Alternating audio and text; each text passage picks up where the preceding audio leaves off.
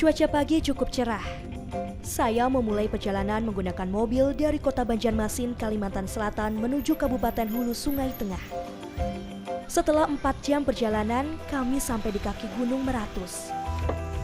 Perjalanan dilanjutkan dengan menggunakan motor kurang lebih 1 jam. Medan yang harus dilalui memang cukup berat. Kami harus lewati hamparan jalan tanah liat. Ya, medannya memang sangat berat sampai saya harus turun dari motor. Karena memang kalau bawa muatan banyak tuh nggak bisa boncengan di motor. Dan motor aja sampai susah untuk ngelewatin jalan ini ya. Karena memang tidak ada akses jalan menuju dusun yang akan kita tuju. Karena medan yang semakin berat, kami terpaksa harus berjalan kaki. Jarak puluhan kilometer harus melalui jalanan berlumpur. Jembatan yang nyaris putus dan bahkan ada yang tidak bisa digunakan lagi. Namun perjalanan panjang dan melelahkan ini terobati dengan suasana sejuk dan udara yang bersih. Beruntung hari ini tidak hujan. Menurut warga, hujan membuat jalanan sangat licin dan sulit dilalui.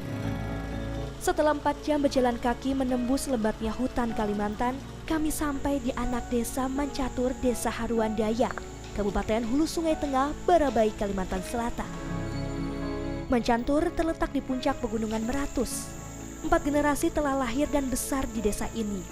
Namun anak-anak banyak yang putus sekolah karena jarak sekolah yang cukup jauh. Pendidikan itu kan sekitar 2 jam lebih anak-anak mulai turun mulai sini. Baru balik lagi, lalu untuk membantu ibunya waktunya gimana? Nggak ada waktu lagi, Bu. Ida adalah seorang anak warga dusun Mancatur yang sempat mengenyam pendidikan sekolah dasar. Namun gadis 12 tahun ini akhirnya harus putus sekolah. Setiap pagi Ida membantu ibu dan neneknya di ladang untuk menanam padi. Kenapa Ida nggak sekolah? Karena kejauhan. Kalau guru-gurunya selama Ida pernah sekolah, guru-gurunya ada nggak? Enggak, tadi ada. Ida hanya satu dari banyak anak-anak Mancatur yang bernasib sama. Keseharian mereka juga membantu orang tuanya di ladang. Jarak memang menjadi kendala utama. Warga dusun biasanya menggunakan sistem ladang berpindah. Pasca panen, warga mengadakan pesta panen dan mengundang seluruh warga desa tetangga. Dusun Mancatur selama ini memang tidak pernah kekurangan hasil panen. Setiap keluarga di Mancatur pasti memiliki satu lumbung padi. Nah, menjadi pantangan di sini jika padinya diperjualbelikan. Dikhawatirkan hasilnya tidak akan sebanyak sekarang dan padi ini menjadi bahan pokok makanan bagi mereka.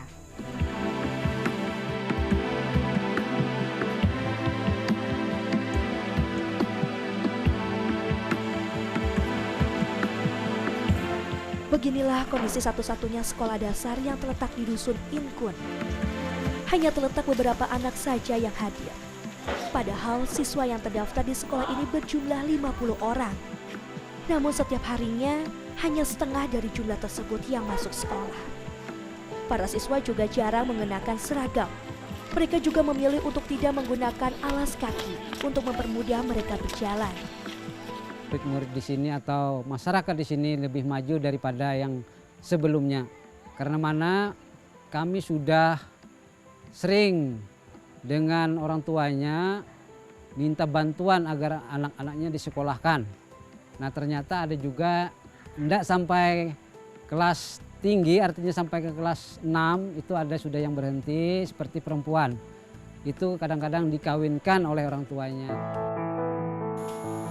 Selain siswa, para guru juga mengeluhkan akses yang cukup sulit untuk menuju ke sekolah. Dari kota, mereka menggunakan motor menuju kecamatan Hantakan sekitar 1 jam perjalanan. Kemudian naik ke area pegunungan yang juga memakan waktu 1 jam perjalanan. Dan jika kondisi hujan, para guru ini harus berjalan kaki sampai ke sekolah. Siswa yang masih bersekolah di sini rata-rata yang rumahnya relatif dekat dengan sekolah. Anak-anak yang putus sekolah kebanyakan karena alasan ekonomi. Selain itu, faktor kekurangan pemahaman orang tua tentang pentingnya pendidikan membuat anak-anak mereka hanya bisa membantu di ladang.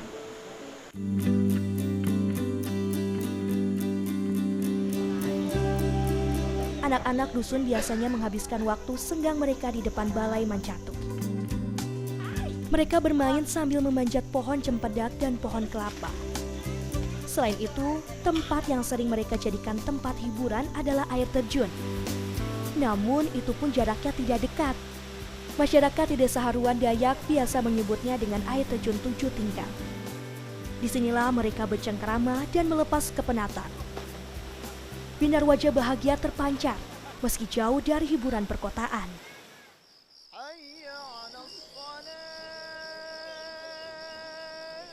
Menjelang malam, saatnya istirahat bagi anak-anak dan seluruh warga Mancatur. Beberapa keluarga memilih tinggal di balai. Balai Mancatur memang cukup luas, sehingga bisa menampung beberapa keluarga. Di sini jugalah tempat diadakannya pesta panen untuk mengucapkan syukur pada Sang Pencipta atas hasil ladang mereka. Listrik juga menjadi kendala utama warga Mancatur. Mereka baru mendapat bantuan genset sejak 3 tahun lalu. Namun bahan bakar seharga Rp10.000 per liter membuat mereka tidak mampu memasang mesin tersebut setiap hari. Fani Medina, Arif Fauzi, Hantakan, Hulu Sungai Tengah, Kalimantan Selatan.